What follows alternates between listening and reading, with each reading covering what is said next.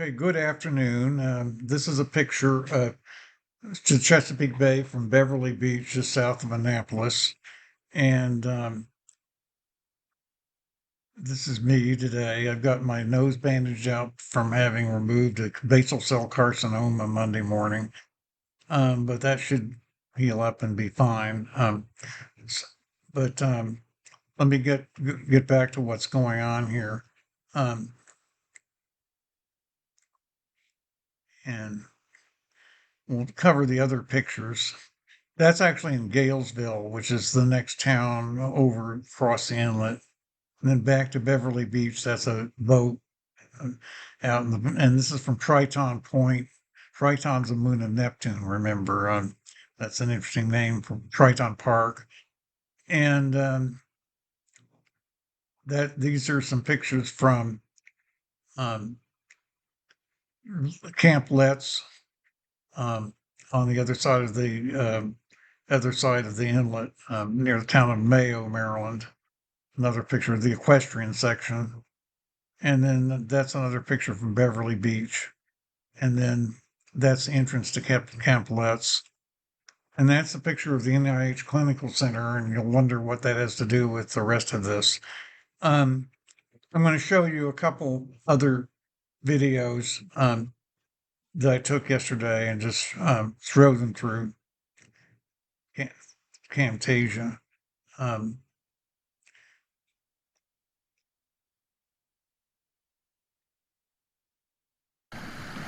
and with this camera, I can get a closer focus on that ship. I'm trying that from my Casio camera. It looks like I didn't control it too well.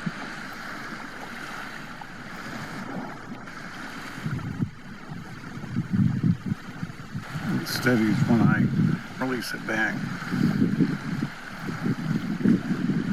There's the ship way over there. There's the ship.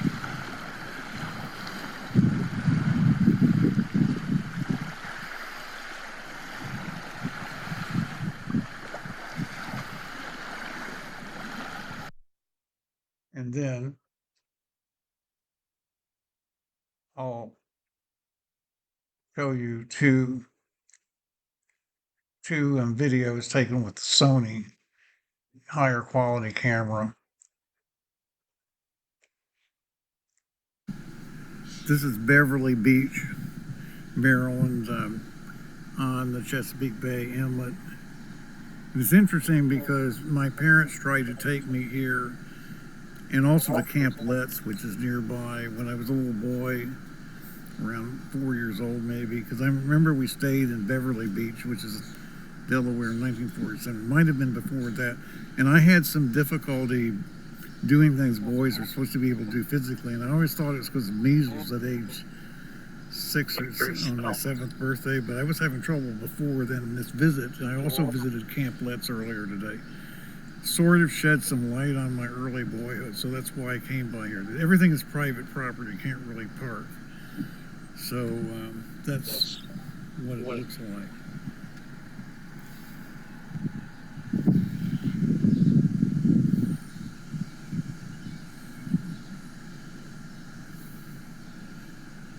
Should do it. And I had to find my way out of Beverly Beach, the private part of it. It's kind of a maze of streets. It was Maryland Avenue to Beverly Boulevard, and then I find my way out. And then we drove over to Triton Beach, which is a public park, and made this video, if it'll come up.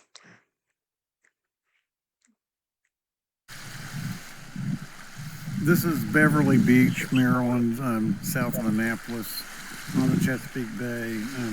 From the Triton Beach Road, Triton is a moon of Neptune, so that's an interesting name.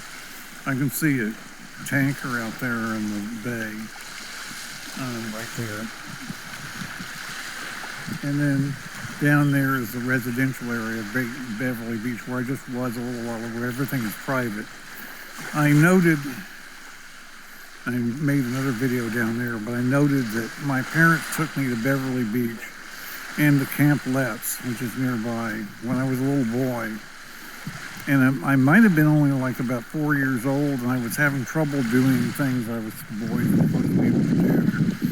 And that was before the measles, which I had before my 7th birthday in 1950. So I had always thought the measles was my being behind physically, because it often can be. Neurodivergence or neurological things, but it seems like I had problems before. Just this visit today to this area reminds me of that.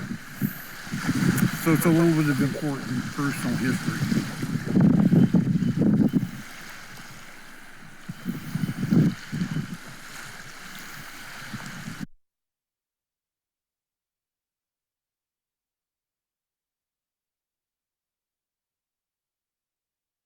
So let me get back to, yeah. So I just wanted again to mention, I mentioned my time at NIH back in 1962. I had had the measles between first and second grade.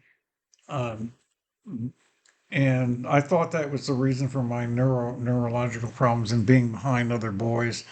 But now YMCA Camp Les was founded in 1906. I looked that up, and I'm pretty sure that my parents tried to take me to that camp when I was much sooner before first grade. I think that was before we even started going to the beach to Bethany Beach in Ocean City with another family. So there's evidence that I didn't like Camp Let's either. Later on, I went to a day camp when I was like in third grade, and they would call me Lazy Bones or something.